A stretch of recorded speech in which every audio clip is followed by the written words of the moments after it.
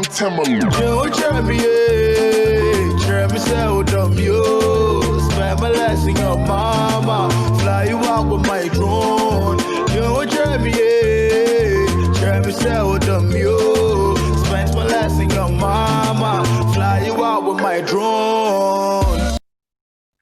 Hello, everyone, all of our distinguished guests that are tuned in right now. Thank you so much for joining us. My name is Makeda Mahadeo, and I'll be facilitating this session today. This webinar is hosted by the Shared Value Africa Initiative in partnership with GrassRoots Hub out of Ghana. And our focus will be on entrepreneurship, huge topic, one which could pique the interest of so many young people across the continent. So feel free to share anything you learn here today with friends and associates who weren't able to tune in. As we move into today's program, I'd like to first encourage you to drop any questions that you may have throughout the conversation into the comments or chat box. And second, I'd like to introduce this brief video that explains the shared value model that we'll be delving into throughout our discussions today. So take a look.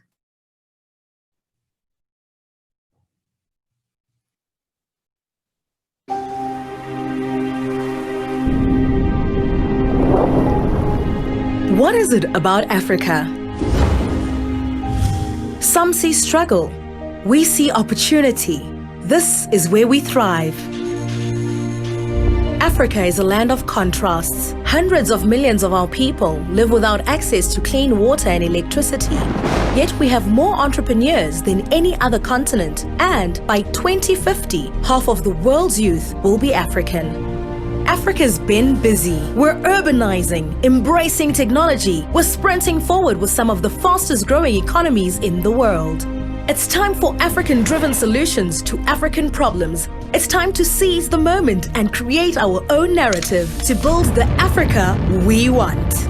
Business has the power to bring about change at scale and make money doing so.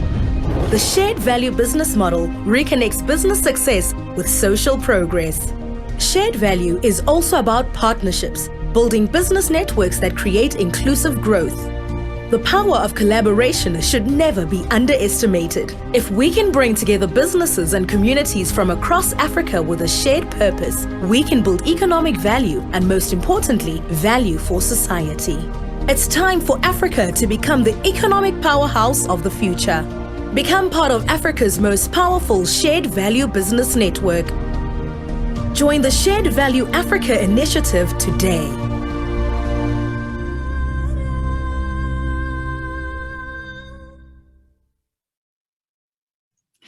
It is possible to create economic value while providing sustainable solutions to social issues while doing business.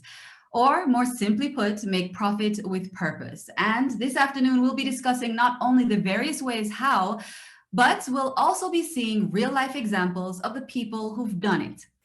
But you don't have to take my word for it. I'll let the next speaker of this session take over from here. Our first speaker of the day is the founder of the Shared Value Africa Initiative, Tiki Barnard.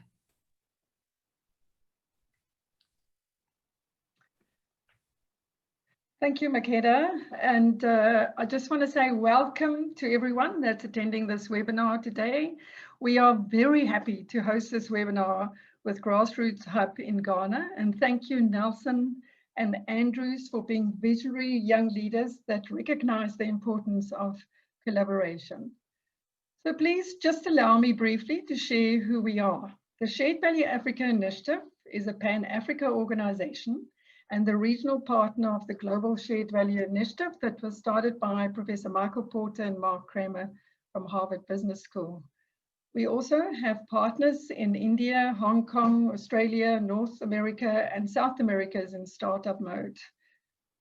We're a young organization. I know I'm a lot older than the organization, but we're only 29 months old, and we currently have representation in about 10 countries across our continent. We are a membership-based organization with a mandate to drive the private sector adoption of the shared value business management concept. And as Makeda just said now, it is about profit with purpose. And our purpose as a shared value Africa initiative is to build the most impactful shared value network across our continent. And my beautiful colleague Vuyo will talk a little bit about the shared value business management concept after this. So this will be the Shared Value Africa Initiative's second visit to Ghana.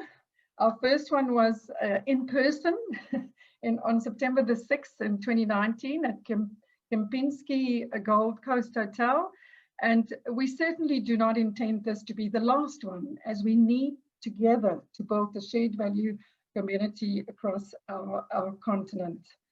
And just a little bit about Ghana entrepreneurship, and that's why I'm so excited about being here today. Ghana was ranked in December 2019 by the MasterCard Index of Women Entrepreneurship as the country producing the most female entrepreneurs globally, with an estimation of about 46.4% women-owned businesses. And that's particularly important for us because we're a women-owned organization and gender equality is very much part of our DNA. As this SVAI, the Shared Value Africa Initiative, we focus on the private sector and advocate for the adoption of a shared value business management strategy where business can create economic value and value for society and the environment. And that is what, as we said earlier on, what we call profit with purpose. We've seen during COVID-19 just how inextricably linked business and society is, and that one cannot operate without the other. So the future of Africa lies within our young entrepreneurs. You are the chosen ones that has the power and the responsibility to truly drive the change we need on our continent. And we need to intentionally create our own narrative. I want to share just quickly 5 points with all our young entrepreneurs that's on this webinar today. And here I'm speaking as one myself, a lot older I know, but nevertheless an entrepreneur. Point number one, never look for the money first. We need to find our purpose and follow it with passion and intent, and the money will come. Number two, there will be setbacks and disappointments, but we must never give up. Again, if we choose to do the right thing, the money will come. Number three, we must never try to work on our own. Reach out to others, as the power of impact lies in the collective. And again, working together, it can create bigger financial returns. Number four, in the beginning, reinvest any money that you make back into the business. You will reap the benefits eventually. And number five, learn as much as you can about the business sector that you want to operate in, and look for fellowships, grants, and private sector organizations that might want to partner with you. So you need to do a lot of research. So just lastly, for me, I want to say to all of the established organizations on this webinar today, I want to put out a call. As the private sector, we need to open doors for our young entrepreneurs, as they can help build the future, and we have a responsibility to support them to secure a future for all. So I want to thank all of you that's on this webinar today. And I also want to just mention that we're also partnering with the African Innovation Week, where you can connect with global stakeholders, possible investment opportunities, see some innovative solutions from our young entrepreneurs, and the registration is for free. I can ask our technical team to maybe put the link on to the chat for the African Innovation Week as well. So Makeda, on that note, I'm going to hand over to you, and I'm going to say thank you again to everybody that's here today. I'm looking forward to our speakers, and I'm really looking forward to our interactive panel discussion. And I just want to say, Africa, really, our young entrepreneurs are going to bring about the change that we need. And thank you for doing that. Thanks so much, Tiki. Now, to provide even more context on some of the things that we'll be discussing today, I'd like to introduce the lady that participates in taking social impact beyond philanthropy and into more strategic focus of the model. Please welcome the Director and Head of Stakeholder Relations at SVAI, Vuyo Lutseke. Hi, sorry about that. Hi, Makeda. Thank you so much for such a lovely welcome. Give me a lot to live up to as I talk. So I'm going to talk around the creation of shared value. I'm going to quickly share my screen and really just a quick point on my side personally to say it's so exciting to be here alongside GrassRoots Africa and, you know, helping spread the word around the creation of shared value, especially on the platform like Tiki said earlier, of talking to entrepreneurs. So what is shared value? Excuse me. So we see on screen currently the definition of shared value as coined by Professors Mark Porter and Michael Kramer at Harvard Business School around 2011. And really it talks about policies and practices that enhance competitiveness, you know, the keywords that are highlighted there, of a company while advancing economic and social conditions. So what's important to also reflect on is the fact that policies are internal. It's about how you treat your suppliers, how you treat your staff, because a better internal environment leads to productivity, it leads to a better attitude, as well as if there's better productivity and attitude towards an organization, it spills over into the communities in which you operate. You know, it's very important that we understand that shared value is about aligning a business's bottom line with creating value for society, profit with purpose, as we like to say as well. And while we also have the conversations around shared value, it's very important to understand what shared value is not. Shared value is not corporate social investment, which really speaks to companies, enterprises, and organizations that are giving towards causes in society without any kind of expectation of a return. It's also not corporate social responsibility, which really is about, you know, paying your suppliers well, paying your staff well, and really being a good corporate citizen. It is not volunteering, which is about giving one's time, for example, you know, towards, let's say, painting of schools or other social causes. And importantly, it is not shared values with an S. Shared values speak to the moral code or the belief system of a person or an organization.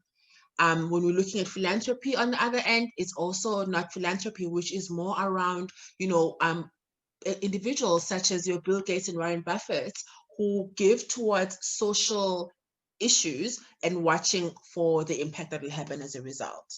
It's important that we keep to the principle of shared value is about implementing a strategy that has financial benefit for your company. And now looking at the word cloud on the screen as well, it really gives you a sense of the key phrases and the key words that exist within the narrative of creating shared value, right? So, you know, we're looking at sustainability, we're looking at purpose, inclusiveness, you know, creating ecosystems. Innovation is going to come up again as I present today, very importantly. And of course, as I mentioned earlier, profit, creating profit in the initiatives and in the strategies that you roll out as a business, very importantly. Shared value is not a product, you know, it is a business management concept. And then when we're looking at implementing shared value for as businesses across the continent and really across the world, we can do so by looking at the 2030 Sustainable Development Goals. You know, when we in 2020, currently in 2020, we are hitting the ground running on what is being called the, you know, the decade of action. It's our last decade towards 2030, and globally we need to, you know, address these goals as well. You know, time is running out. There are 17 goals in total, 16 of which speak to social and environmental issues that need to be addressed. Business or a business needs to identify which social or environmental issues are affecting the business itself as well as the community in which they operate, and then, you know, craft a shared value strategy around tackling this issue, a business case around tackling this issue. You know, shared value then becomes a tool to address the SDGs. You know, business can of course align to more than one SDG, but it doesn't have to be all of them. You know, and I mentioned earlier there being 17 in total, the 16 relate to social and environmental impact. But for us in the shared value world, SDG number 17 is important because that speaks to partnerships for the goals. It speaks to collaboration for scale, and something that I think will also come up as we discuss throughout today's topic. And in speaking to collaboration, we then, keep focus on the fact that civil society and governments have, of course, been quite aware and doing a lot in tackling social issues around the world. But what's important is that business becomes a part of this network, because business ultimately has the resources and has the capacity that's required to really move the mark when you're talking about impactful and sustainable change in society, hence creating shared value as a collective. So I'll also take you through what's the framework, really, when you're talking about shared value. The framework speaks to really a surefire guide that can be used to establish if a business or if an initiative is indeed creating shared value or not. The first pillar that we see on the screen is about reconceiving products and markets, which I will go into in a little bit when I give one of the case studies around Mkopa. The second pillar is talking to redefining productivity in the value chain. So here's very important that, as we implement the shared value business concept that we are doing, that we are able to increase a company's productivity, increase a company's supply base as well. An example is one that we like to share is around Nestle, a global brand, a global company that really a few years ago realized that they were losing their competitive edge due to the quality of their coffee beans that they were producing. And in response to that, Nestle then decided to invest in coffee farmers, mainly in the Côte d'Ivoire area, upskilling and training them in order to ensure that they produce the top quality products, the top quality coffee beans that Nestle knew they wanted and needed in order to retain their top spot in the sector. And this, as a result, not only turned the page in terms of the output of Nestle, the product that Nestle was able to put out into the market again, but also were able to empower the farmers and businesses as well as a result of redefining the productivity of their value chain. And then the final pillar that we have there that speaks to really creating ecosystems and making sure that these ecosystems that have been created as part of your shared value strategy are able to be sustained even when your business has moved out of that area. So how do you assess a shared value opportunity as a business? We must think about looking around your community or your society where you are based and looking at what social issue is affecting many businesses in the area. If you address it, can you make money out of it? Can you make money out of it as an innovation or as a solution that you're providing to the society that you are addressing? And then from there, you can then build a business case around this idea. It's important that you look beyond what is considered the norm. It's important that you innovate, because what you want to do in creating a shared value or implementing a shared value strategy is that ultimately you want to improve lives. So innovation also becomes key in this, in the process of creating shared value and implementing shared value. I mentioned earlier that we're going to talk about Mkopa. So Mkopa was established in Kenya and really was the very first ever pay-as-you-go solar energy product. It started out as a grant-funded pilot about just over 9 years ago. They had their ups and downs, but have really come to date, established themselves as a commercially sustainable enterprise, right? So in the work that they've done, Mkopa identified a sector of the market that previously could not afford electricity.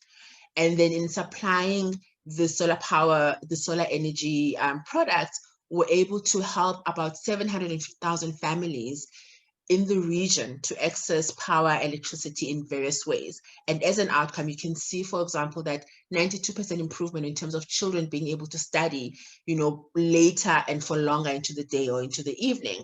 The health outcomes of even the families of the customers were 50% improved because they were no longer inhaling fumes from, the kerosene that they were using previously. And of course, families were able to also save money from getting a more affordable solution. On the far right, you can see through this one innovative product, the SDGs that they were able to tackle. On the business impact side, we can also really take a moment to appreciate the fact that the money that the families were able to save by becoming corporate clientele was then also plowed back into the economy, totaling $13.5 million. You can look at the fact that through their sales agents, they also were able to provide jobs for people to go into the communities and sell this product. But also even at the manufacturing side, there was more job creation in manufacturing the actual hardware that was required for this.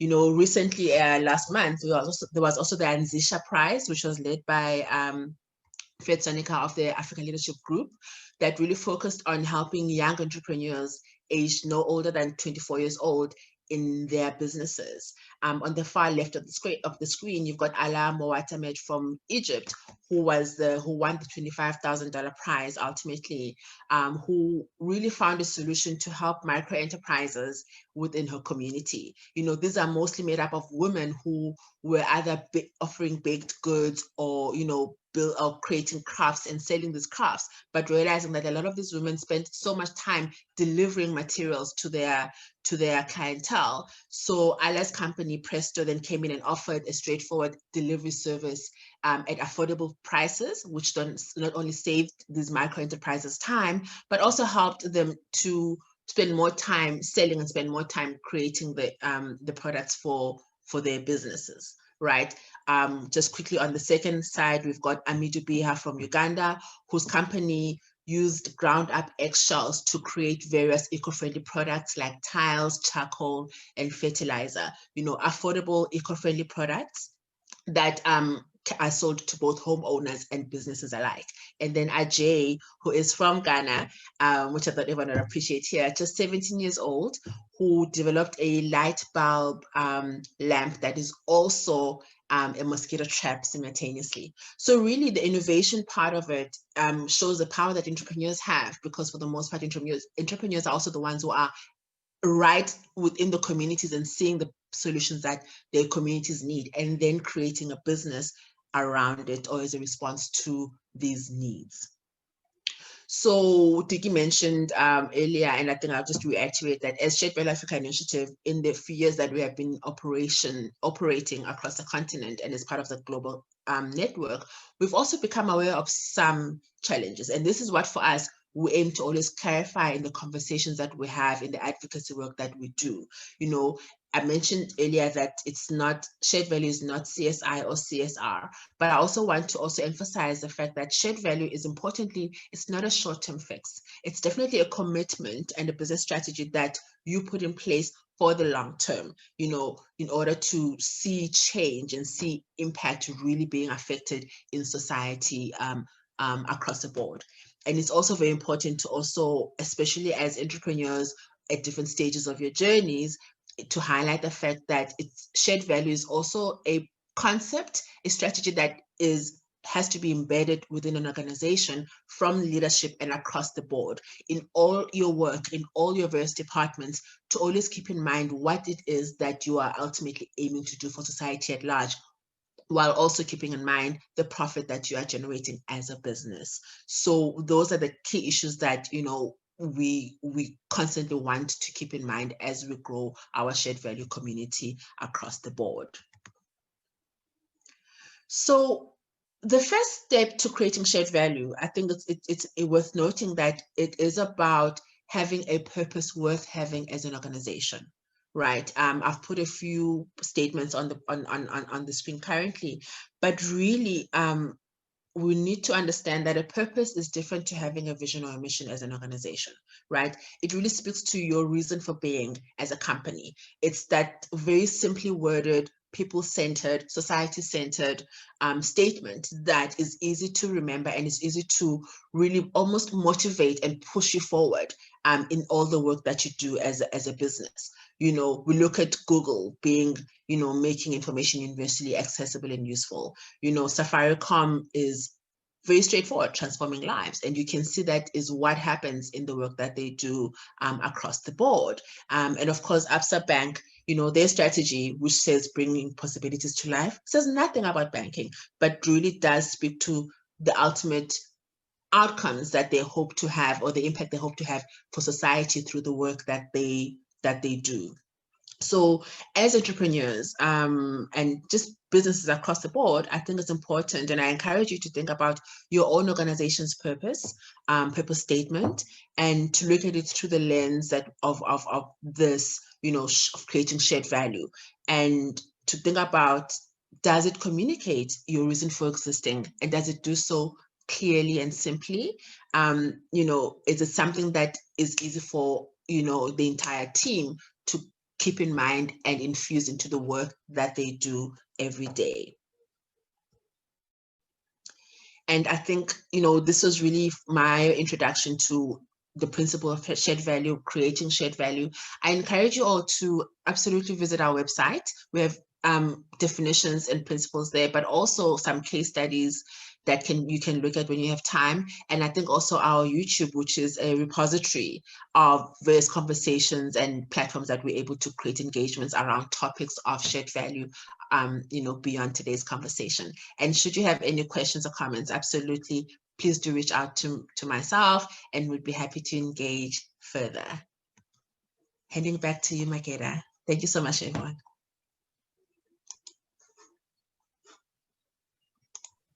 Thank you very much, Vuyo. You really clarified a lot of the details of the shared value model for us. And now for our next speaker, he'll be providing us with his first-hand experience with the journey of entrepreneurship. So please welcome a man that decided to make sweets out of sweet potatoes, co-founder and MD of Carl Group, Regis Umujiraneza.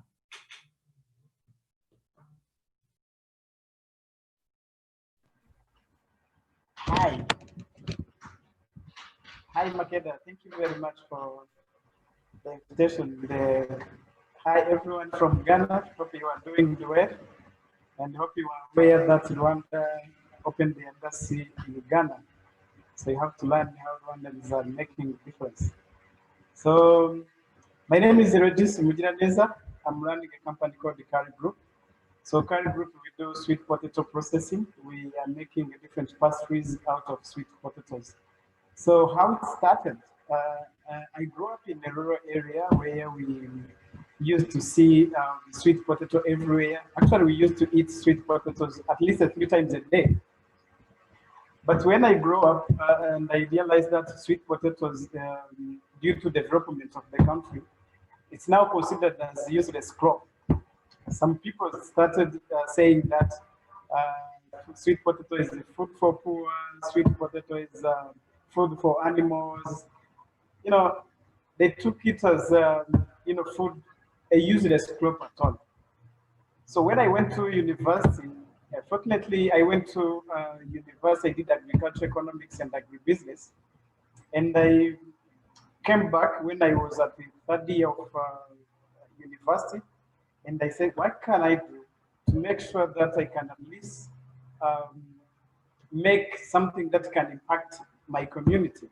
So I went back, the time I was eating the sweet potato a lot, and I said, oh, why sweet potato is still considered like this? Why we do have the nutritious sweet potatoes? Especially when it comes to urban people, they don't really like to eat sweet potato in the boiled way. So I decided to do my dissertation on sweet potatoes. So after doing my dissertation, I found that actually sweet potato is a gold mine of Rwanda. Why? Because when you look at every household, 9 out of 10 households in Rwanda, they are still growing sweet potatoes. When you look at the policy level, sweet potato is no longer in the policy.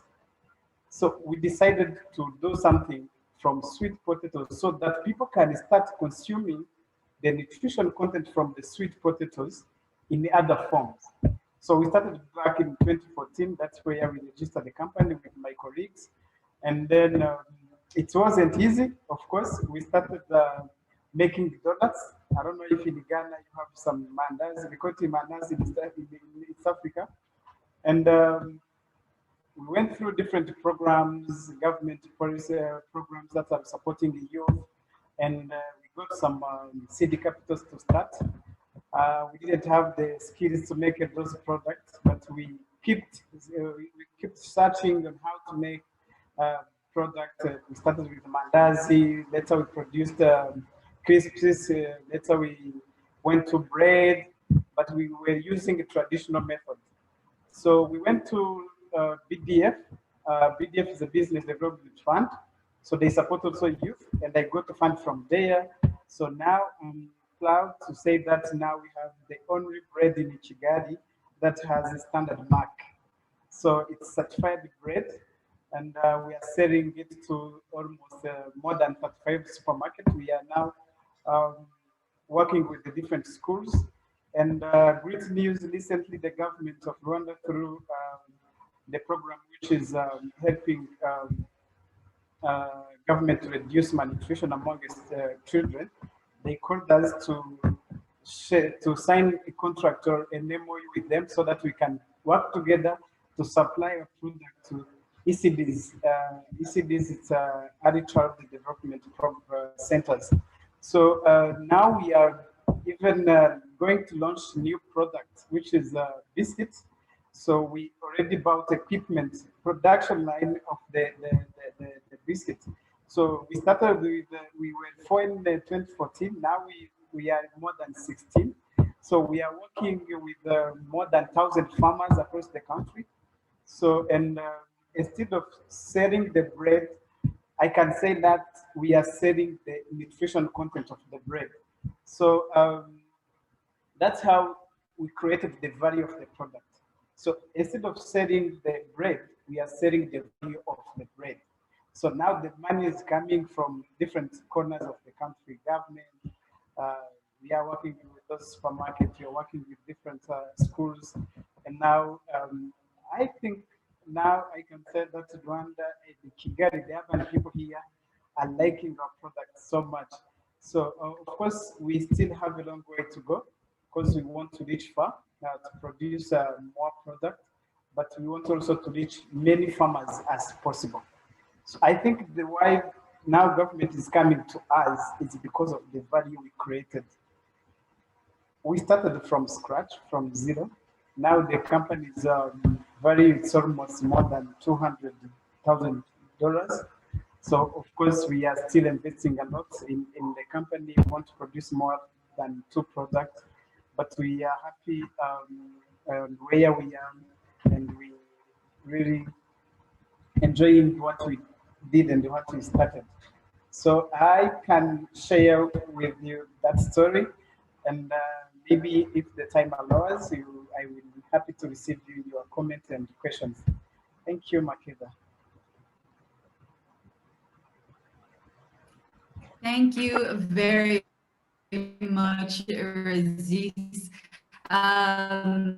You know, I want to just remind everyone, I know I've said it already, but I just want to remind everyone who's watching your comments in the chat, because we will be getting to them. I know some of you may have some questions for Raziz. I certainly know that I am getting a bit hungry just hearing his presentation, but we'll be coming back to you again soon. Now, for our final speaker of our program, I'd like to introduce a man whose current focus centers on socioeconomic inclusion and ecosystem development with a view of creating an ideal environment for innovation, job creation, and economic growth.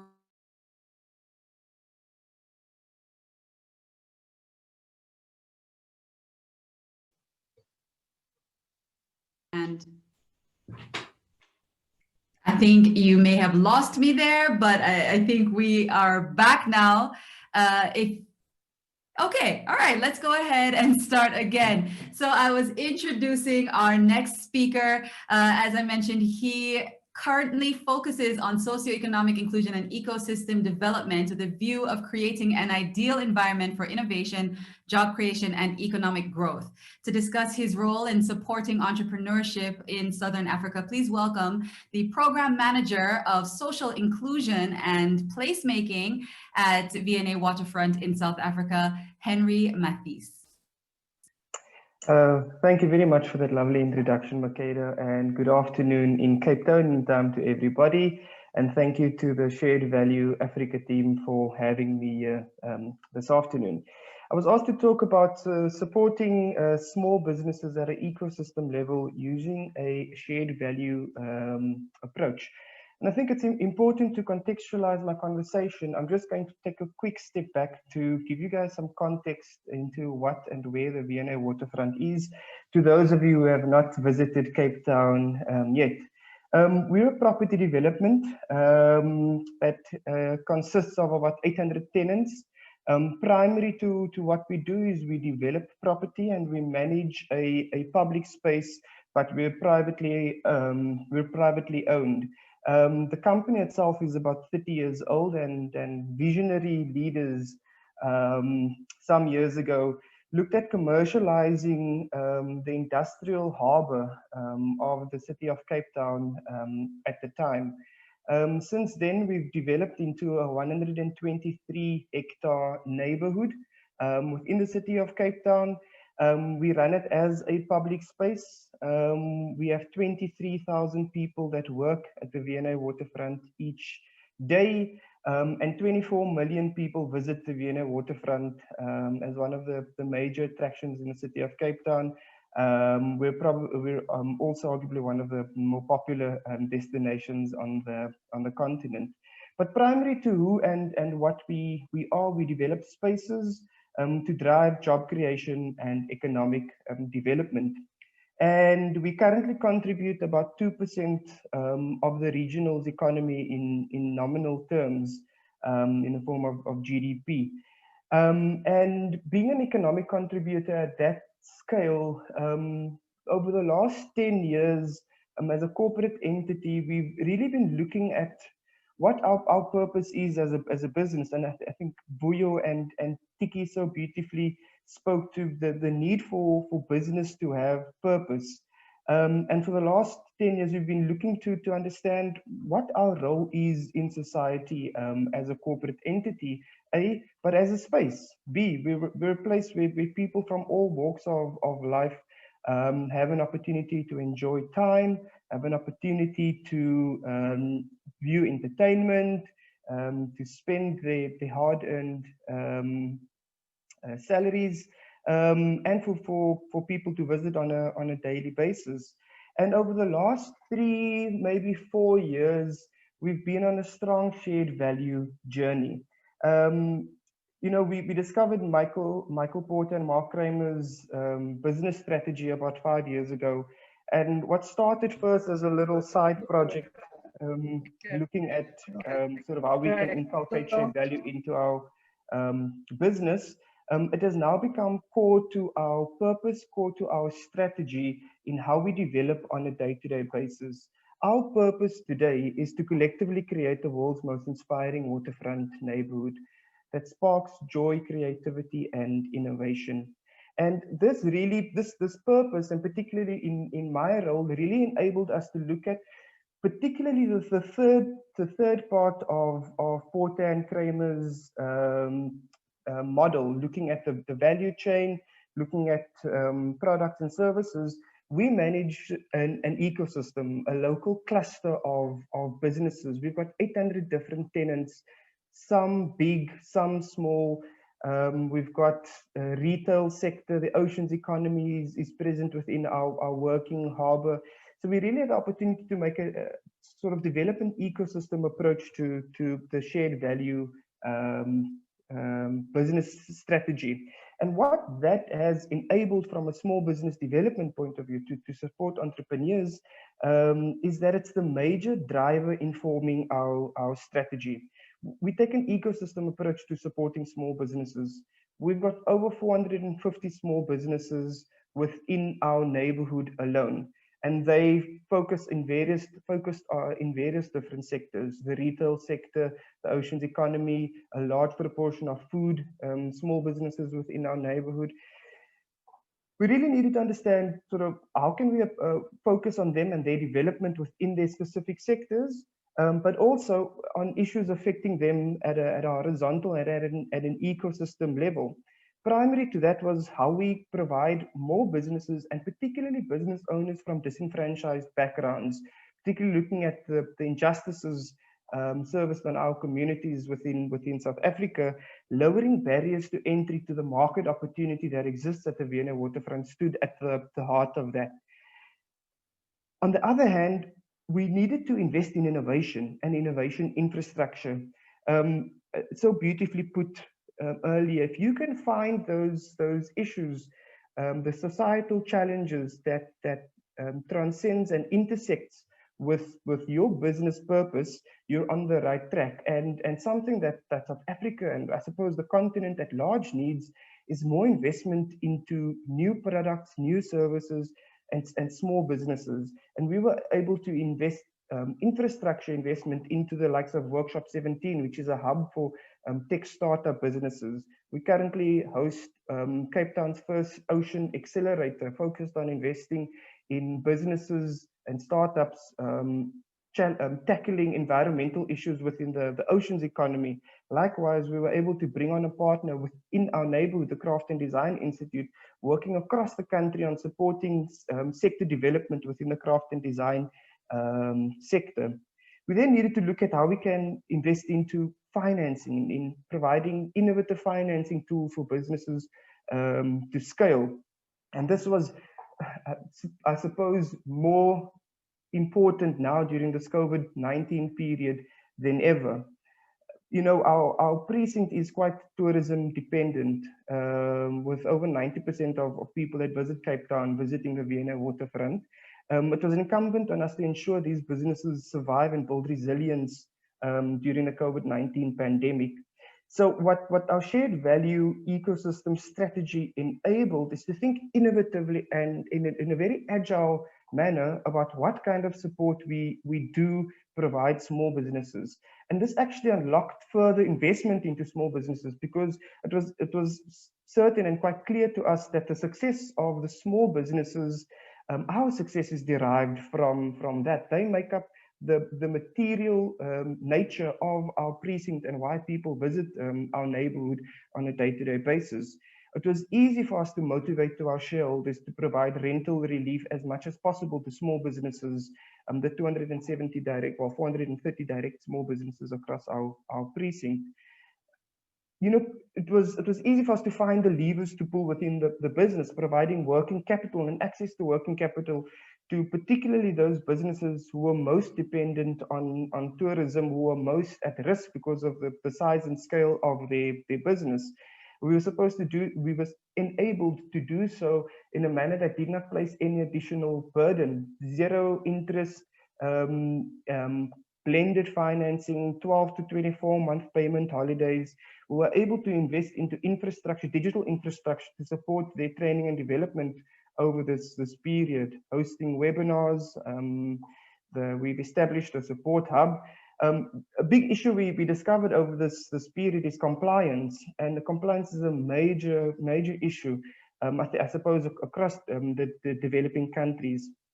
And what we put in place is a support help desk that was there specifically just to coach businesses, to provide resources for them to become compliant, to access additional funding opportunities, grant opportunities, etc. The main goal being there to access market and funding.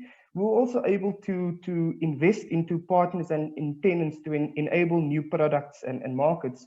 A really cool initiative we currently have underway with some of our small businesses is a challenge to develop an innovative new product geared towards the local market, and a challenge within society, specifically focused on health and well-being, which would, the winner obviously, enable grant funding for that business. all of this we've been able to do with shareholder blessing. They understand that the purpose of the business is important now more than ever. A well-known economist in our country always said that 2,000 new jobs is not going to save our economy, but 2,000 new entrepreneurs definitely will go a long way. So over the last year, we've been enabled to sort of access over 25 million rands worth of support for small businesses, supporting I think over 2,500 jobs within our ecosystem.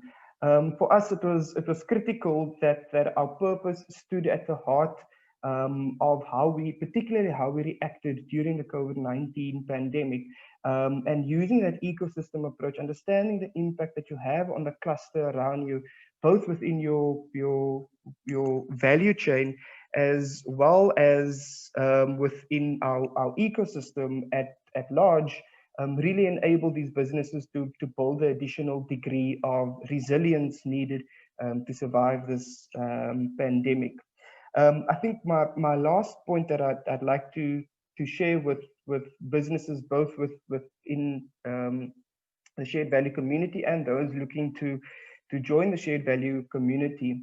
A big reason why we joined Shared Value Africa initiative is because we believe strongly in what shared value enables as a business strategy.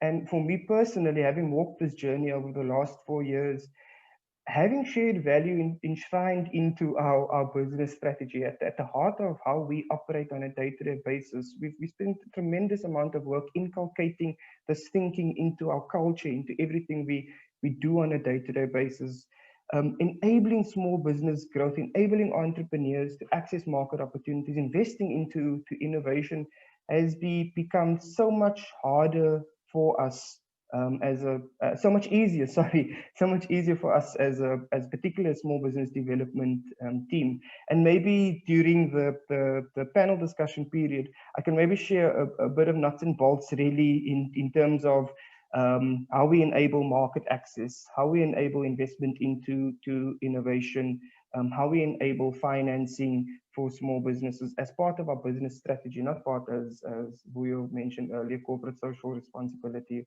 or CSI. And so with that, I'm hoping I didn't exceed my 10 minutes, and happy to take some questions a little bit later. Thank you very much, Makeda.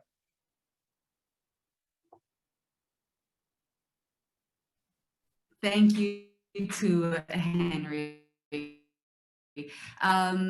Wow, 2,000 entrepreneurs would definitely make a big difference. And I think we're going to go into more of how creating more entrepreneurs can actually happen. Now, I'm sure if you haven't already, now you're probably itching to ask questions. So once again, before we start the Q&A, which is starting shortly, I'd like you to go ahead and drop more of your questions into the Q&A tab or on the comments, and we'll be addressing them throughout the conversation.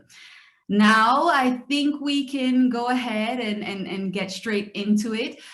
Or just before, actually, there is a poll that I want us all to go ahead and take part in. I almost forgot about that. So this poll that's about to come up on your screen is going to be just counting the amount of entrepreneurs who are on the line with us today. So I'd like you to go ahead and answer the question that's on your screen right now and let us know, are you an entrepreneur or are you not an entrepreneur? As you are answering that question, we'll be seeing the numbers, and shortly we will be announcing how many of you are actually entrepreneurs and how many of you are thinking of becoming entrepreneurs. So I'm just going to give you a few seconds to go ahead and answer that poll.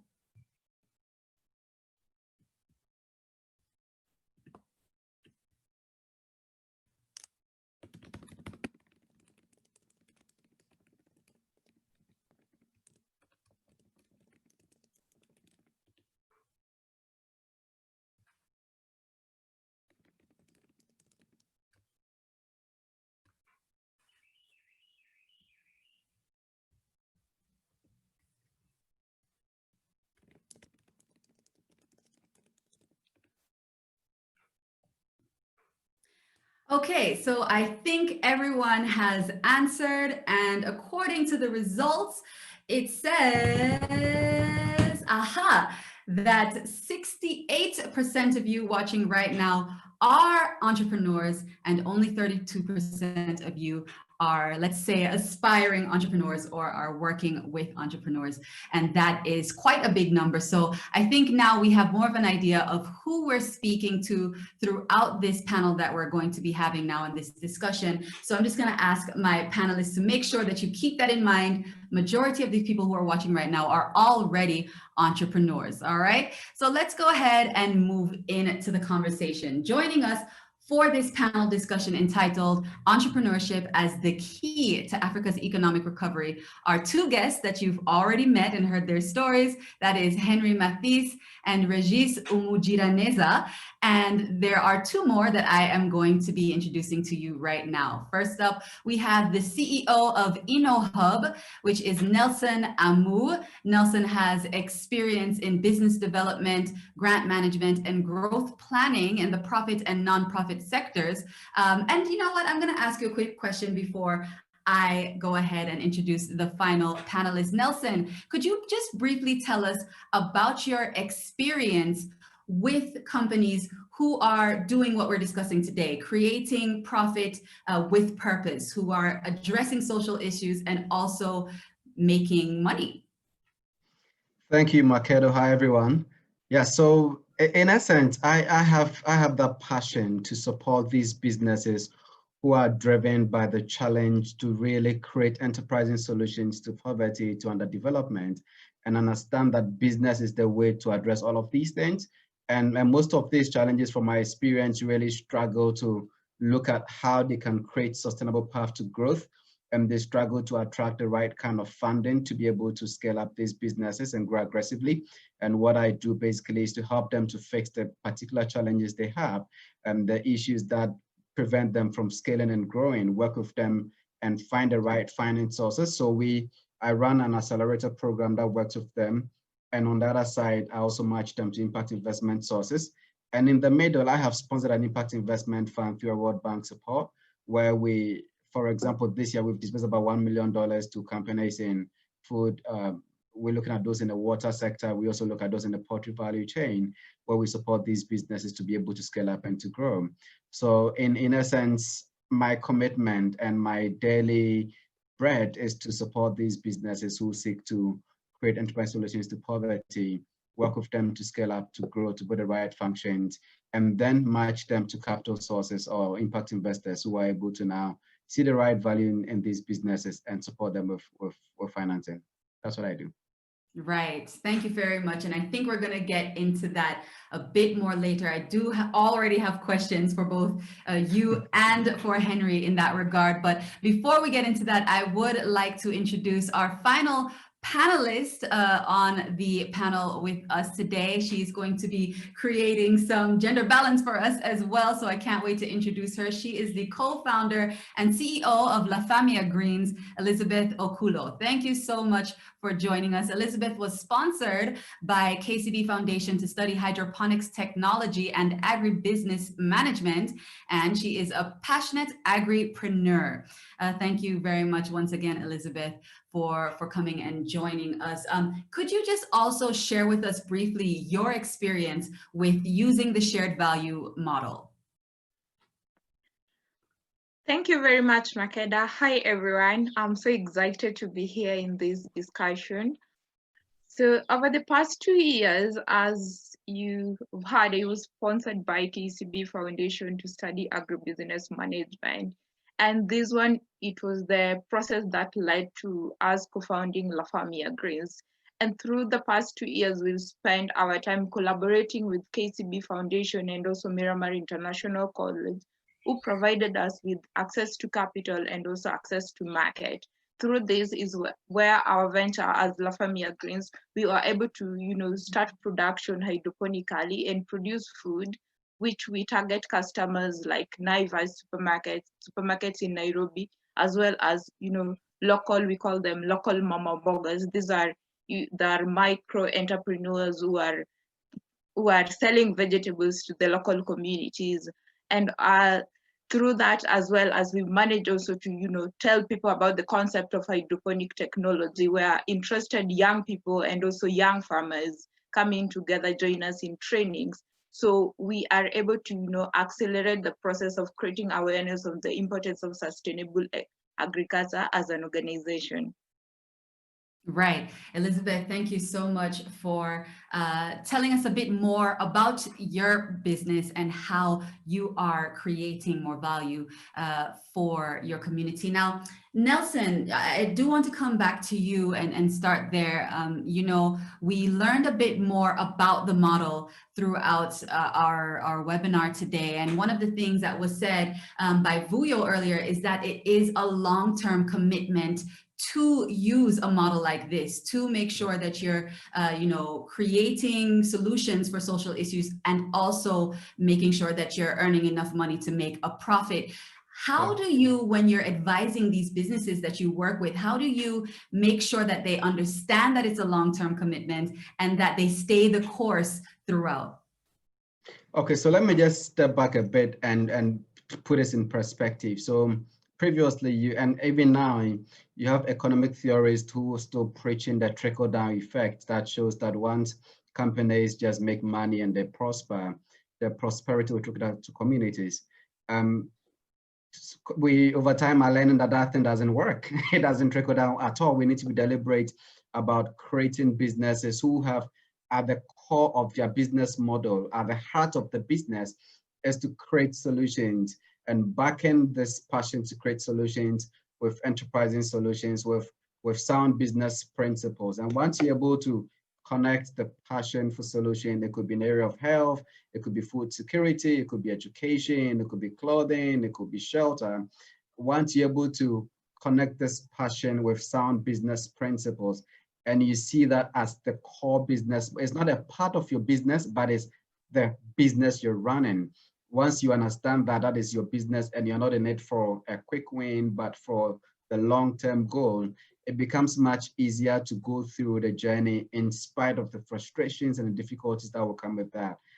Clearly, you have funders or holders of capital who struggle to appreciate some of these concepts in business. But most importantly, you also have a lot of impact investment firms, impact investment institutions, philanthropic capital that is also looking at people who are doing good and doing well. And as you begin to understand some of these journeys and move towards that, you're able to put in the right building blocks that would help you to go through the processes of designing the right business model. And again, I've noticed that most of these businesses really almost come across almost like a social cause, and there is no clear business model that would make it look sustainable and profitable over time. But if you can understand how to deploy the right business principles, I may be doing something on environment, I'm doing ocean cleaning, how do I build a business around that? That could show there's a longer term effect. Over time is going to show profitability, and you can plug out the profit into the business. If you have an impact fund who's going to, I'm going to put in X amount for 5 years and I want, let's say 3X my money in 5 years, can you show clearly that your business model can do that kind of returns for them? And these are the kinds of conversations that we have with them right from the onset to let them know this is not a walk in the park. It's real business and you want to commit into it. You either drink deep or you taste not. Right. It's funny, in one of the other shared value events, Tiki sort of compared it to getting into a relationship and then immediately getting married. It's that kind of work where you really have to commit long term. Henry, Nelson just mentioned that there's a bit of a shift right now with these big companies, and we're realizing that the trickle-down effect is becoming somewhat of a myth, especially in today's world. So, there at VNA, you mentioned earlier about how, the small businesses that you work with, their successes are your own, and that you really invested in them. What would you have to say to other companies who considered maybe investing in small businesses but are afraid to because of the risk? How have you managed to transcend those risks? Thank you, Makeda. I think it's twofold. Just building on from what Nelson was saying about the deliberate need to invest into social well-being. The world, we all know, is changing drastically. For any consumer-facing business in the retail sector, in the manufacturing sector, consumers are watching you. I think that the democratization of information ensured that, gone are the days of mining purely for profit. Your consumer market day after tomorrow is going to fall away drastically and quite fast if you don't show up as a responsible business entity. So I think firstly it's a hygiene factor for businesses going forward. If you don't show up in society, society is not going to show up for you. I think secondly, investing into a prosperous society is prosperous for your business. I think just breaking down that sentiment of profit with purpose. If you don't have the requisite market conditions around you to thrive, you won't. So it's incumbent on you as a business to ensure that the market environment around you is sustainable. And that means ensuring your producers are producing in such a way that they're being empowered. It's ensuring that society around you has access to opportunity in such a way that it builds families, it builds social cohesion, it builds towards job opportunities. All of this is particularly important in a country such as ours, and I'm speaking from a South African perspective, with the highest Gini coefficient in the world. It's not sustainable that the value within society is concentrated within the top 0.5% of society. You as a business operating in any sector will face a really torrid time if you don't contribute towards shifting that perspective. So realizing that A, consumers are watching you, B, you need to show up as a corporate citizen, C, that the market conditions itself is not sustainable for you to thrive in your business. I don't even need to go on to the positive benefits. It's really, for me, it's hygiene. It's pretty basic hygiene factors for you as a business to invest into the well-being of society. Now, where that relates to in our economy, particularly as looking at small businesses, is very, very similar to that statement that I make. We can't rely on government and big business alone to create the conditions to create jobs. Government can invest into major infrastructure, they can invest into innovation, but really small businesses who are driving towards innovative new products and services are really going to be the ones that are the meaningful shift in society, are going to be the ones who are going to create jobs and sustainable jobs in the end of the day. So if you put the maths together, particularly for us, it's imperative to invest in small businesses. In the tourism sector, which is strongly within which we operate, tourism, retail, food, and the oceans economy, the hope is that these small businesses, just coming back to the business end of shared value, that these small businesses eventually becomes our tenants. If they're able to scale up within our precinct, with the support mechanisms we put in place, it builds a better sort of tenant-landlord relationship, an ecosystem view of we all playing a role, we're all in this together. Right. I want to bring it back over to our entrepreneurs to sort of comment on that. Henry just spoke about job creation. Elizabeth, creating impact, of course, we know it's important, and you're an agripreneur. Of course, you're working with farmers. How have you managed to sort of overcome the challenges that come with that, having that responsibility? How have you managed to stick with it in the hard times? Thank you very much, Makeda, for that question. Yes, so for the past 6 months, our focus has been, sharing what we know as a company, especially on the aspect of hydroponic farming, which is still a new topic across Africa. So as such, our work has been to, create awareness on what hydroponic farming is and how it can be done, so that, through this, farmers can learn the tips and also the basic processes that they need so that they can embrace this particular technology.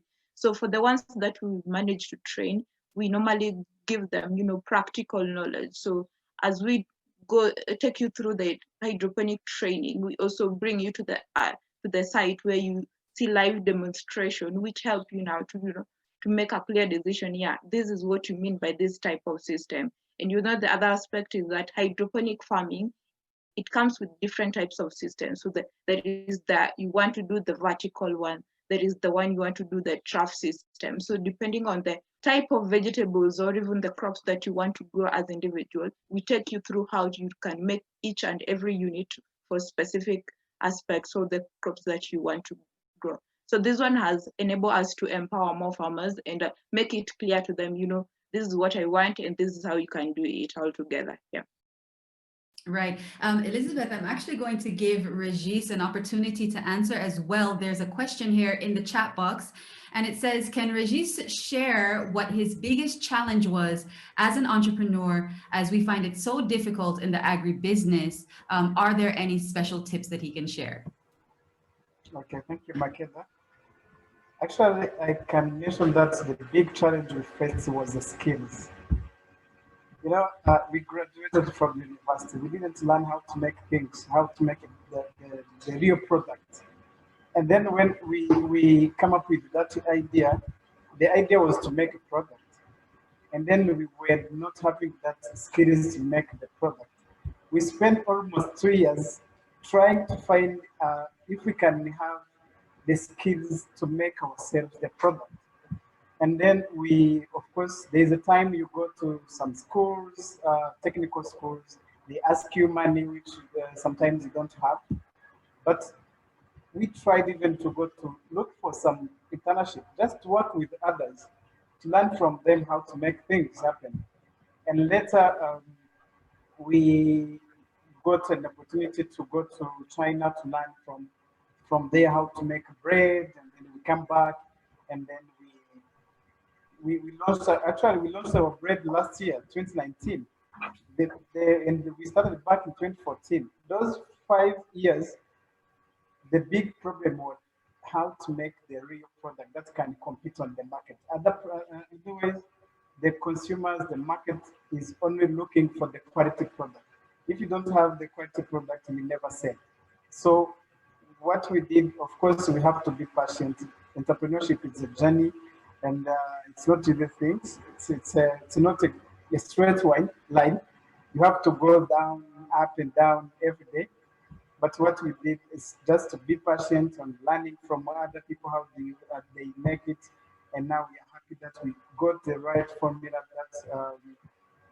that enables us to make the right product that can compete in the market. Right. Nelson, I'd like to bring it back over to you. Of course, when entrepreneurs are thinking of going into business, of course, the first thing they're thinking about, even though Tiki says not to, is trying to create profit, trying to make money, How can using a model like this, creating profits with purpose, how can it make a company more competitive and more innovative? Fantastic question. So the reality for most of these entrepreneurs is that in the pursuit of their journey, they also need to find the right kind of partners, the right kind of suppliers, the right kind of buyers, the right kind of funding to be able to do that. And there's a new trend where most of these partners you try to build, most of these funding sources you try to engage are beginning to ask these kinds of questions. So there are investors who ask me about the triple bottom line, what is the impact on people, on the planet, and then on profit as well. So it makes more sense, especially if this is your business, and know that this is the new wave. This is like the next bounce of the ball. And and now you have big companies like oil companies who are doing divest to invest, where they're beginning to divest from some of the core investments into new areas of impact, of environmental impact, of climate impact, and whatever. There's that renewed commitment to some of these things. So if you want to build a stronger competitive advantage in terms of your customers, in terms of your suppliers, in terms of your funding sources, and this is the kind of language the world is globally beginning to speak, and particularly along the model of the Global Compact of the UN, along the model of we need to fix this world by 2030, we need to face the challenges. It becomes imperative for you to begin to move towards this, because whether you like it or not, things are gradually beginning to move that space, and asset holders are beginning to ask all these questions. What is your impact, and what is your story? If you're able to really position yourself along this, you don't lose. You actually begin to do well as you seek to do good in this space. Yeah. Henry, did you have something to add? Yes, I think it's just such a brilliant point from Nelson, and just to add to that, there was a statement made, and I think it's a well-known fact that it was in the video that by 2050, half of the world's youth population is going to be in Africa. And if you look at who is standing up for particularly climate change and sustainable objectives today, it's the youth.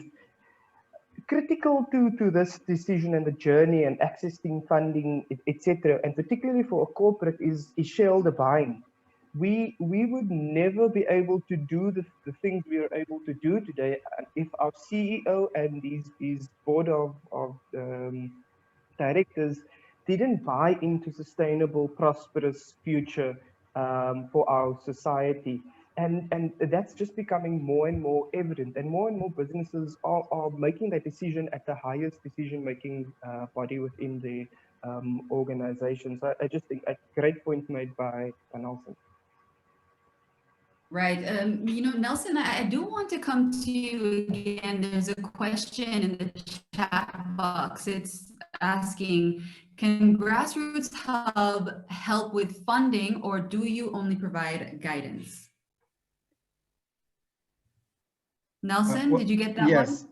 Yes, I got that question. So in terms of InnoHub, whether we provide only guidance or also help with funding. So what we seek to do is to build a pipeline of investment-ready ventures, and then to be able to activate the full business model, we've also built our finance vehicles. So there are two main vehicles we have for funding. So we have what is called the Accra Angels Network, where we are putting together a group of individuals who have some disposable income. And at this stage, they are going through training on angel investing. And we really bring in some of these conversations around that. And the next vehicle we have is our own fund, which is Wangara Green Ventures, which is mostly a fund that invests in the climate smart businesses. So with this model, we now also build in a pipeline of various investment partners who are able to come in either as principal investors or as co-investors with the fund, or possibly to be co-investors with the angel investors who can do that. So we don't do a one size fits all approach. We're building quite a varied approach towards addressing this, what you call the wicked problem. It takes quite a complex approach to address the challenges of financing for social enterprises in Africa. Right. I mean, that's something that's being discussed very regularly. It's not just here. It is something that is being discussed quite a lot. I'm sorry that I said GrassRoots Hub earlier. I meant to say InnoHub. I read directly from the chat box. You guys. Okay, so we'll go ahead and go back over to our agripreneurs or entrepreneurs on the call. You know, this year we saw unprecedented, just craziness. And it wasn't only, you know, the COVID-19 pandemic. There were quite a few different things happening in terms of climate change here in the region. We saw, you know, all sorts of things that were happening, not just flooding, but we saw locusts and different things that really impact your sector, you know, and we saw a lot of things go online. So how much has that impacted the way that you work and the way that you use the shared value model? Has it represented any new opportunities for you as agripreneurs? And I'd like to start with Elizabeth and then go to Regis. Yes, so the effect of climate change is something that we all can see. And even COVID-19 coming in, our agricultural sector, we can say it was affected by the pandemic. And also COVID-19 was also a big opportunity for us as agriculture, being that it is an essential sector for all of us. And during this period, this trying period for us all, as a company, we started to connect with, customers online. We realized that there are various opportunities, like, if you learn from other businesses, there are opportunities like delivering goods to the customers. So like people coming, transporting goods from the farm directly and delivering to the target customer. And the fact that we are a hydroponic company is also now giving us a great platform now to address the climate change and its effect. So hydroponic farming, it is a climate smart agriculture. It is a control environment agriculture where you automate the system, and by automating the system, it means that you are in charge of how the crops are grown from when you plant them to when you harvest them. As well as we also engaged in using renewable energy. So our system is purely run by solar panels. This one help us now to protect the environment as we reduce the green gas emission. And this one has helped us now as a company to produce goods which are of quality and of organic, which are also great for consumption and also protect the health of our consumers, especially those who are living within Nairobi. Yeah. Regis, I do want you to add, but I also want you to answer a question that's come in on the chat box. It says, Regis, how difficult is it to get a route to market, and how does one identify buyers? As it sounds easy, but it is difficult to impress them. Thank you, Makeda. Actually, it doesn't easy at all. For example, of my product, which is the sweet potato bread, when people understand and hear about sweet potato bread, and in their mindset, sweet potatoes, it's a problem because of the history. They used to eat a lot of sweet potato years back. So when you say, I'm going to sell you the sweet potato bread, they say, oh, are you bringing back those stuff I used to eat in the rural area, and now we are bringing back the sweet potato again. So, but what we did to make sure that we can handle that issue, we went through the certification process to make sure that there is a third party that can convince the people to understand that our product is not just because of its ingredients; it's a quality product. So, and then we have, after getting certification from Rwanda Standard Board, that's where we started making some marketing, showing them that it's not just as to convince you, but also there's a third party who is the Rwanda Standard Board to convince you that the product we are producing, it's a high quality product. But it's not easy to convince the people when you're bringing the new product. But so far we are making a good progress. And yeah, that's one question, right? Right, and just very briefly, if you can touch on the question that Elizabeth just answered about how you managed this year. Yeah.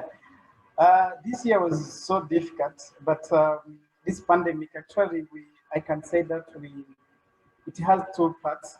One is opportunity, other one is, of course, the challenge we have been went through because of this pandemic. On the opportunity side, the time the lockdown started, everyone was looking forward to eat, which is an opportunity to producers, farmers, or industry that are manufacturing food. But on the other side, the purchasing power was reduced. So that means for us who selling this product, it took as a legal product. So it wasn't easy to buy bread instead of buying a kilo of rice. So everyone was looking to buy those, how can I say it? Those are products that family and whatever. And then so we who were selling these short-term products, of course, it's affected along. So what we did, we decided to do home delivery for free. we invested the other money to make sure that we are not losing the connection between consumers and us. And we invested the other money to make sure that we keep the relationship with them. So we decided to do home delivery freely. But in the long term, we also partnered with the other online platforms. Now we have 4 online markets. We are working together. So we are selling our product to them, and then they sell the product to their customers. That's how we went through this pandemic. Otherwise, we are trying to make sure that we have to be survived in this year. Right. So investing in the delivery, that worked out well for you. Yes, it did. Great. You know, we have another question from the chat box, this time for Henry. It says, commercial property can easily become a white elephant as we see exodus of citizens from California or New York to other affordable cities. How do you ensure the consumption of property investment during tragic times, including earthquake or other disasters?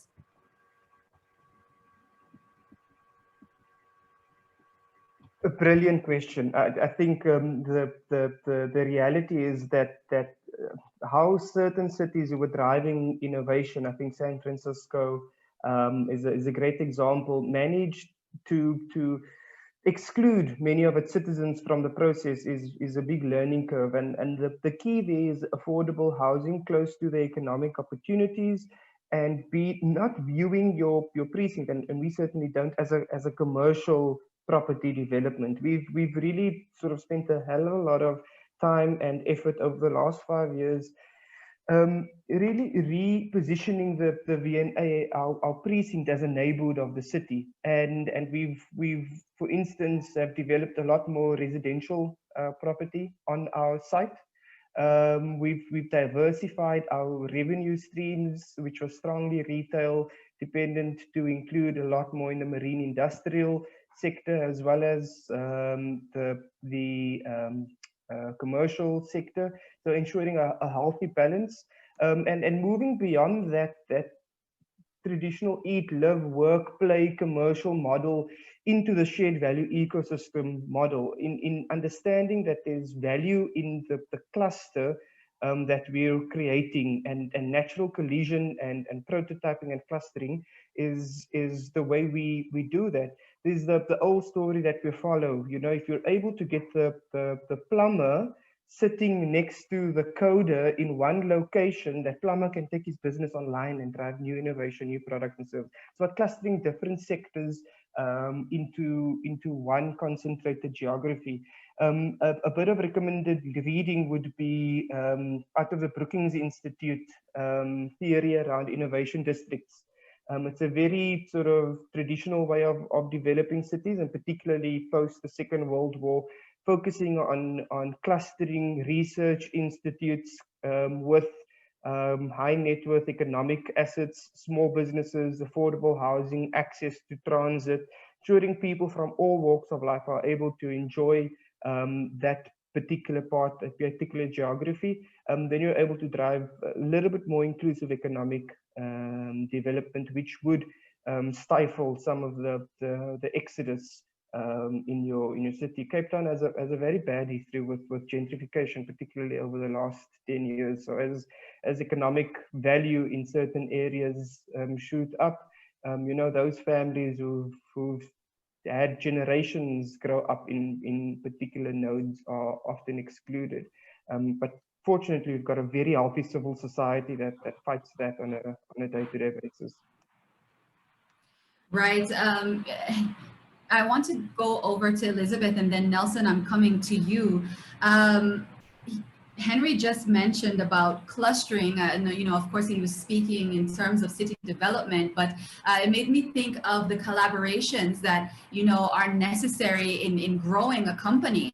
So Elizabeth, I just wanted to ask you, how do you envision scaling up your company, and what kind of collaborations do you think will be involved in that?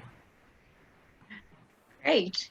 Yeah, so as a company, especially in the agricultural sector, we've seen opportunities by working, you know, with government institution and also private institution, and even private companies. So in the forthcoming future, and also like currently, we are collaborating with a company which is called Climb Greek Africa. So Climb Greek Africa is producing berries. So as such, we've introduced hydroponic farming for strawberries, where through that we are going to, bring in smallholder farmers. So we teach them hydroponic farming and how they can use it to grow berries. And now moving forward as a company, we're working towards collaborating with companies, especially in the real estate. So in as much as we are developing the cities, but we want to encourage people to even have their own gardens. As the real estate companies bring in their customers, sell the house to them, we want them to sell the houses with the hydroponic system. In as much you are living within the city, but as a consumer, you are also able to grow your own vegetables, because we are envisioning a place where people, in as much as you are living within the city, accessing food will be very easy, and accessing fresh and affordable food is what we are looking to.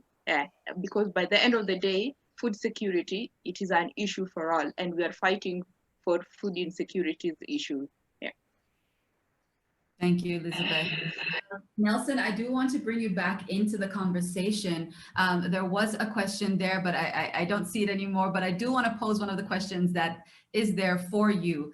One that Elizabeth kind of touched on already. It says, what should entrepreneurs be taking into consideration with regard to fourth industrial revolution facilitating shared value, of course, creating profit with purpose? What do you have to say to that, Nelson? Thank you, Makeda. That's quite a complex question to look at. So there's probably technology, I suppose, technology assisting. I understand, yes. Shared value. Yeah, so there is really the question of logistical side of technology management, and what is technology for, and how does technology become an enabler? It is not just about building a technology business, but tech-enabled businesses. So you have your core business model, and how do you leverage on technology? So for example, with Reggie's story, when people were coming to your place to buy their sweet potato bread, and with COVID lockdown, you cannot deliver that to them. You have clients who possibly live across various countries. How do you leverage on technology to possibly even discover their need? So how do you leverage on, you could talk about AI, artificial intelligence, that is able to do predictive modeling for you, and you can predict what customers may be thinking of, what they're looking at. These days, once you start typing an email, some way, somebody can complete the email for you. It's all part of predictive modeling that is based on your choice of words and what have you. How do we, if I'm doing hydroponics farming, which to me basically comes back to address the issue of land unavailability in urban spaces, we're using all the lands for high-end building. How do you leverage on this solution and get, like Elizabeth said, these real estate developers, if Henry has spaces, how can he leverage on that? If it's a living space, how could he leverage on technology to now use the very unavailable land, even the walls they have, to develop something that would really help you going on? So it's not really a question of if we want or not, but really with the new trends of the world, there is the very burning question, and even about payment solutions, payment systems, ID systems. How do you leverage on technology to be able to do all of this? But quite importantly, there's the logistics side of things, which we really need to be able to design technologies that would help us to really fix. If you are Regis, if you're Elizabeth, you both have logistic challenges that you would need to address. If we're into water treatment solutions, what kind of technologies can we introduce to make it more feasible, more attractive to the customer, and also more attractive to investors that you have? So technology is not, in our part of the world, really about building what you call vanity businesses, but it's really how do you place technology at the core of our food, clothing, shelter, education, health, food security issues to be able to make things work better. Right, and I guess such a huge example of that is one that goes by the shared value model, which is M-Pesa. We've seen how much impact that has made, you know, just using technology. Now, I want to pose this next question to our entrepreneurs. You know, someone in the chat box is asking about the launch of the Africa Continental Free Trade Area. That is set to begin in January of 2021. And do you see these improving the trade opportunities for entrepreneurs on the continent, and how difficult will it be to access markets across borders? Now, I suppose you can't answer the question about how difficult it will be in the future, but I suppose you could speak to how you're dealing with it now and what you're expecting of the AFCFTA. Let's go ahead and start off with Regis, and then we can go to Elizabeth. That's a really good question. I can say that actually Africa Free Trade Area is an opportunity to entrepreneurs. And yeah, of course, it may have some advantage and disadvantage, some difficulties, of course, will happen. When you look at the country's commitment, some countries are committed to make it faster. Others are still going slowly. And when it comes to policy levels, that's where the difficulties will be. For example, the certifications. Some countries accept maybe ISO certification. Others accept the local certification. If, for example, if I want to export a product to Ghana, maybe Ghana may ask me to have ISO certification, while we have what we call the SMAC, which is a local standard. And then it will be difficult for entrepreneurs, of course, to make sure that they will meet every country standard. So there will be a need of harmonizing the certification process so that at least all the countries that will be in this area will be having the same understanding on standard stuff. The other things on the other side, it's an opportunity because it will be an easier way to sell our product. The market is going to be growing, to increase, but we have to be ready as entrepreneurs. I have innovation, someone has it in Ghana, another one we have it in. All of us as Africans, we need those products. So we have to be ready to produce the high level, high quality product, but also in large quantity so that we'll be able to produce what the markets need. That's what I can say on Africa Free Trade Area. Right, just scaling and making sure that these certifications and approvals become a bit more standardized, because it's true, that is a big barrier for doing this kind of cross-border trade. We've seen that sometimes these things change often as well. Sometimes it's okay to use a certain certification across two countries, and then one day a government will say, no, well, you only use our certification, or, you know, so that is something that we're going to have to follow up and see if that's going to be standardized when the AFCFTA comes into play. Elizabeth, are you anticipating anything special for when it comes on?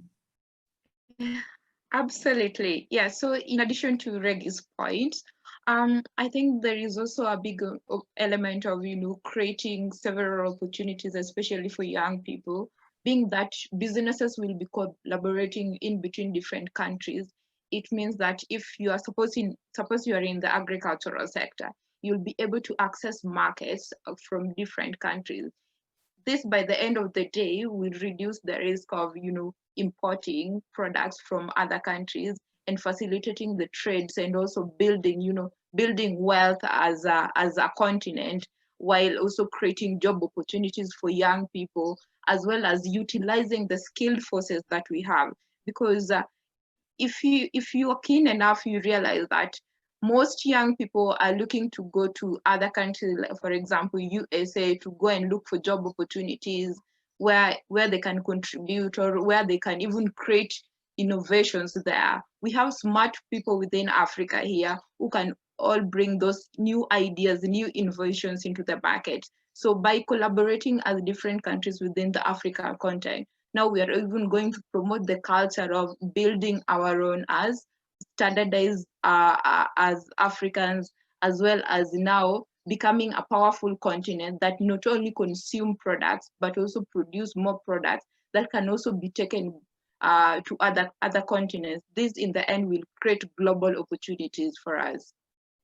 Right, absolutely. You know, I've seen that our time is going down, so I very quickly want to, I was going to pose the last question from the chat box, but it does seem like time is tight. Okay, let me ask it very quickly to Henry, and then we're going to go to the last round of questions to close out this discussion. So there is a question coming from Garth, and he says, how pervasive is the uptake of a shared value framework by big businesses like sustainable development? It seems to be happening here and there with just a handful of global players, and it seems that it's only providing opportunity for micro enterprises.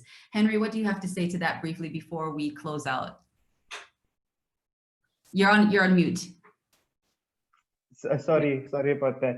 I'm glad that question has come up in this forum. It's probably the primary reason, and Tiki beautifully spoke to their purpose. Why initiatives such as Shared Value Africa initiative exist to advocate for this way of doing businesses. Look, I think to your point, in certain cases you might see it quite sporadic, but I'm seeing a tremendous groundswell. Over the last 3 years, every year consistently at the World Economic Forum, leading global minds have spoken about the need to do business with purpose. Michael Porter and Mark Kramer annually speak at World Economic Forum, and I see this shift across the globe, particularly looking at the challenges we're facing with the unstable climate and climate change across the globe. There's a big drive towards building more sustainable solutions, but also doing business more sustainably. Ultimately, this is only going to shift if the decision is made at a shareholder level. And the more shareholders we can put into the conversation, can bring into the conversation, the more groundswell we will have for corporates to make this shift.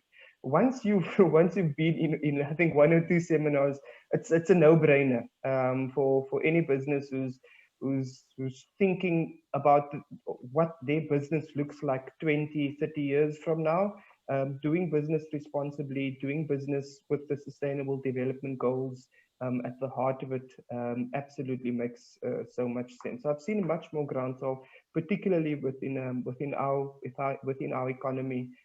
Most of the major banks have picked up on shared value principles. Discovery was doing shared value before the shared value was actually a thing. So it's really good to see that there is a groundswell. And more and more advocates each day for shared value initiatives. But it's important for us to continue having a conversation. Right, and just to follow up with that, you know, now we're beginning our final round of questions. Henry, as a big corporate, how can other big corporates make a start on supporting entrepreneurs? I was going to answer in driving shared value. In supporting entrepreneurs, I think the first and most important part is democratizing your value chain. I was actually at a shared value webinar course about 3 years ago, and one of our major mining magnates, their chairperson came to speak to us, and he put up a bar graph. And that bar graph was everything spent by this mining organization. They haven't declared dividends for a couple of years, so profit wasn't even at the top. The large majority of the money that was generated, the value contributed to the economy, sat in their value chain.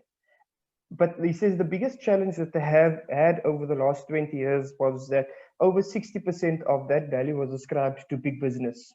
Now, if you're looking to drive economic value, particularly for marginalized communities, for social benefit, you need to look at how you can enable small businesses to access that market opportunity within your own value chain. And that often means investing into some of your small businesses, which is a lot of what Nestle done in the example that you mentioned earlier. They looked at how their producers could take the bigger lion's share of their value chain. What that meant is that the producers were more empowered. They were growing. The communities around the producers were growing, and in so doing, Nestle was getting a better profit.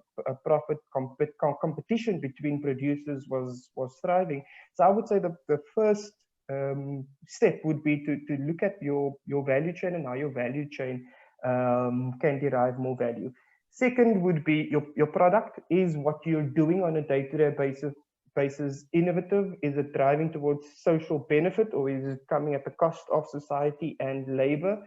And then thirdly is the businesses within your, I think that's the Porter's model, is looking at those other businesses that you have a relationship with in your cluster, and ensuring that small businesses around them and within your neighborhood are thriving. But yeah, value chain definitely one of the starting points. Right. Thank you for that, Henry. Regis, just to close out, last question to you. Have you made any bad decisions that you can share and how you overcame them? Yes, I did. I remember the first money we got, because I started when my colleagues, they were students at school. And then the first money we got, we divided for each one, and then we took the whole money. We found ourselves that the company doesn't have any money at all. So, and then we went back to the zero money from scratch, and then it was a crazy decision. And yeah, because we were starting up, we didn't know how you have to wait up to the end of the year and the dividend, to divide the dividend. We didn't have that kind of skills. So, but it's one of the decisions we ever made, which is very long. So you learned firsthand that kind of mistake. You didn't have to go to a class to learn that. You learned exactly what you need to do after that. Yes, yeah. Now we have to do the financials, the accounting stuff and whatever. And then we see at the end of the year, we see if we already get the profits or lost, and then we see how we can handle the dividend issues. Right, and this is something very, very important. You know, whenever experts and people in the financial sector are talking to small businesses and to entrepreneurs about accessing finance, the first thing they always say you need to have is your books in order. You need to have all your financials hyper organized in order to potentially get that financing. So this is a good thing that you've brought up. Elizabeth, the last closing question for you. What advice would you give any entrepreneur that wants to start their own business, especially those in the agriculture sector? To all aspiring entrepreneurs, first of all is, before you get started, it is you have to identify a particular problem in which you want to solve. And the next question is, are you passionate about that particular problem? Because there is a bit of, creating a solution and you having that particular passion for the solution that you're providing. When you can solve a problem in a society, then automatically you have access to market. So as an aspiring entrepreneur, look first into identifying the problem. Second, get people who can share that similar vision. Because when I was starting my entrepreneurship journey, it happened that I got some other young people, but then we ended up splitting because they were not sharing the same vision that I had. So it is important to build a team that can help you move forward with that particular vision. And this is where I say, invest in social capital, invest in creating meaningful collaborations with people, because sometimes as a starter, you might not have the money to start the business, but someone within your network might have the money and they're willing to invest in that particular idea. So social capital is your current currency, and ensure that you take care of it as well. Thank you. Social capital and making sure that you're filling a need, something that my grandfather always used to say and we always ignored. They know what they're saying, identify a need and fill it. Nelson, I'd like to ask you the final closing question. As we need to build back better in these times, what in your view will make it easier for these entrepreneurs to access funding? Thank you very much. I think I'll pick on from your last comment and also on Lisbeth's comment on identify the problem and try to fix the problem. I think that most entrepreneurs get up at that stage of identifying the problem. The next point after the problem identification is who cares about the problem and who cares enough to want to pay you to fix that problem. And that is where customer development comes in for entrepreneurs. And severally, we fall in love with our idea. And I'm speaking from the side of the entrepreneur. We fall in love with the idea. This is a challenge I want to fix. And then we want to go out there and scream it on top of our voice and get it fixed. The second question, or the other side of the coin, is who cares enough to want to pay you as you fix the problem? How do you discover what is called the visionary customer? Is the visionary customer base large enough to bring you enough returns on the sweat you want to put into the business? And beyond that, if you want to convince somebody to put their money in, can you convince them that the problem is real, the customer is real, the number base is real, the growth potential is real, and therefore expected returns could be realized? If you're able to address these questions in these difficult times when people are being more careful on where they put their monies, you would need to be able to build a very strong case to convince them that you are the best horse for them to bet on. If you don't do that, it will be quite difficult to really attract capital in these times. But the good news is that there's quite unwilling capital out there looking for the right opportunities to invest in, and that is a big thing. How do you leverage on the interest of impact investors in these times, who you need to understand the kind of things they look out for, their requirements, and how do you build your business such that when you now engage or you knock on these doors, they would see real value in your pitch and possibly come along to work with you. So for entrepreneurs who are seeking to build, really find the problem, find those who care about the problem, make sure the numbers are big enough. What kind of segments are you looking at? What is the growth potential and what do you want to do? Is it just a mom and pop shop, just something that will sit with you and maybe your spouse and your friends, and then you are happy doing something small, or is something that is highly scalable and could really move across borders to scale up and reach more markets? So you need to think about some of these things to be able to attract the right kind of capital to your business. Right, Nelson, thank you for that. And I think that's a good, hopeful, motivational, encouraging note for us to go ahead and end this discussion on. And regardless of what I think, the clock is king. So it is time for us to end. It was very fascinating, I have to say. So to close out, I'd like to invite our next speaker and our final speaker, a man who not only discovers and builds low to moderate income startups in Ghana into sustainable businesses. He also is our partner for this event. Please welcome Business Development and Sustainability Lead at GrassRoots Hub, Andrews Akoto-Addo. Thank you very much, Makeda. That's been a wonderful conversation so far. Thank you so much, panel of judges and our panelists, our rich panelists. I'm still in a competition mood. Sorry, guys, I said panel of judges. We just finished our SDG Innovation Challenge for young startups and then entrepreneurs seeking to solve societal problems, seeking to cause a change in society. So basically what we stand for, GrassRoots Hub, is to educate, incubate, and then innovate. And today, I'm so pleased, so thankful for Shared Value Africa Initiative for partnering us for this wonderful and insightful conversation.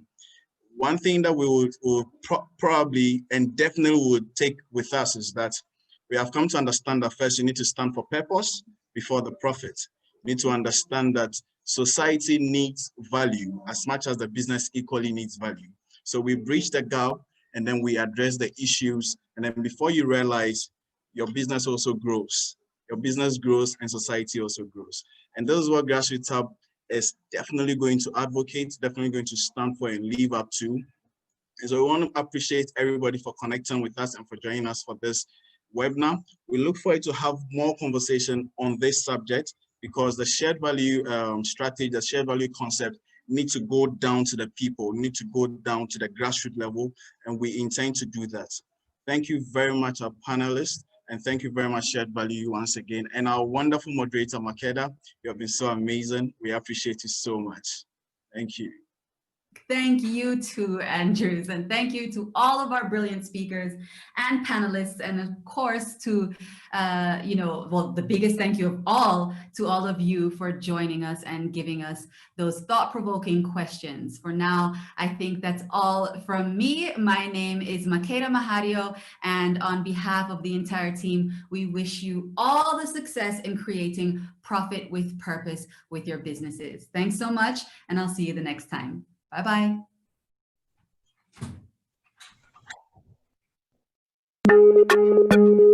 Yeah, yeah. Rain they come, rain they go. After rain they go, it be the rainbow. When you they pray for the shine, say you want no say the light go they shine for your flaws. Oh, see how my ways so when I groove and they try to move too hello. If you don't be hot, no the best, no they try to they throw at about. If not cry, you go cry to the well.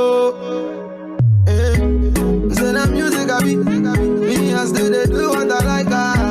If you the love we they share, where they make all the girls they don't know. Some they say tigari, me and still they look at the laugh. You go hear one time another, see all the girls they holla. How you feeling? Yeah, missing many but was what I'm in the